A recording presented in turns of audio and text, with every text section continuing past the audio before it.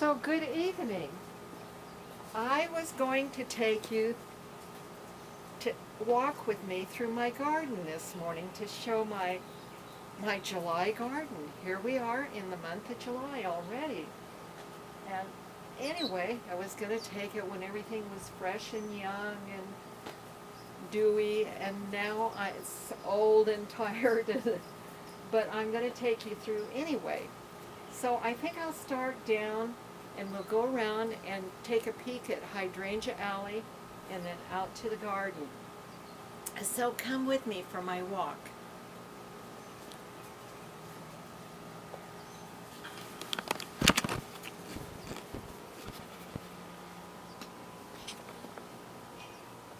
This is my volunteer tomato, and I think you can see the tomatoes on it. And who knows, it could get ripe before my real tomatoes, and I have no idea what it is. It always seems like I have a volunteer or two, and what a funny place for it to be. I love my beans that are growing in my, what I call now my bean box. They're Jade is the variety, and I planted it before, but this is the best that it's been.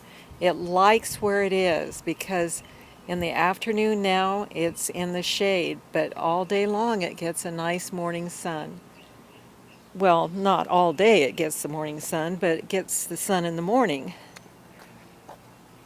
And so we're coming down now, and Hydrangea Alley is sort of a neglected spot, but I still sort of like it this time of year. And it's past its glory because there's only 2 hydrangeas left in here. And then I'll show you my elder tree that's beginning to grow. And I really should have got it over here when I planted it, but I didn't, so it'll be okay. And then this is just a cool, shady spot. And this tree here usually is blooming by now, and it's just getting ready to bloom. So it's sort of late, and it's a very pretty, well, it's blooming at the top. I don't know if you can see. It's a pretty tree. It's a myrtle tree. Okay, and then this is a mulberry tree here, and it's dropping mulberries on the walkway. I don't know if you can see them down there. And then I've already visited the fig tree today, so I'm not going to go over there. And we'll come back. And we've decided not to mow our clover pasture for, I don't know when. Eventually we'll have to do it, I suppose. Whoops. You know, I touched a button and I did that this morning and it was the wrong thing. Okay, so we come down, and I know you've seen my garden so many times, you probably have it memorized, but I want to show you some changes that we're doing and some things, little things that are a little different. The beets are gone, the peas are gone. I've got some parsley, the Swiss chard. Oh wow, that cooked it. It was hot today. A lone onion. It's a walking onion, so maybe I'll have more. And some dill. Anyway, we've taken the fence down here. We decided the chickens never hardly came into this area anymore. Last summer they did. And see, it's hot now. Whereas where they are now, they've got some cool places to be. Oh, I'm sorry. This is, it's the 4th of July. It's not the 4th today, but they're getting ready for it. And so we've been having noise all along. Okay. Anyway, we are actually going to plant something in here in the morning, I think, and see if we can't. I think we're going to plant some winter squash and see what happens, even if it just has vines. And next, I'm already talking about next year. What I'm going to do, I'm going to get more asparagus in this bed. And my comfrey, I keep picking and the chickens keep eating it. Sometimes I lay the leaves in the beds for fertilizer. And we've started doing something a little bit different on the watering. One night when I kept knowing that strawberries weren't doing well, and I had planted new strawberries in here and I lost 3 or 4 of them, and I was weeding and I had watered with a soaker hose and I accidentally weeded up one of the strawberries and realized how dry it was. So now we're sprinkling and even have a strawberry since then blooming. And so I think it'll do much better. We're going to sprinkle 3 beds along in here and just see how they do versus the soaker hoses. And let's see how it still feels nice and damp. So I think it'll turn out much better. Today I picked 2 nice zucchinis. We had them for lunch. They came to dinner. And I think this is my spaghetti squash. It seems funny at 81. I'm not sure what it looks like. When I was in about my 20s or 30s, I can remember eating one. I disliked it so much that I've always been prejudiced against them. But I want to try it again. I think it was the way it was cooked, not so much the spaghetti squash itself. So I want to try it. My eggplants are blooming and forming, and also another thing I've never really done is sweet potatoes, and I'm going to try to plant some in here, I think. I don't know if I'll succeed. Oh, and I've been harvesting my lavender. I've got 2 of them cut back. On this side was the very darkest of the lavenders. Last year I wasn't really impressed with it, but I loved it this year.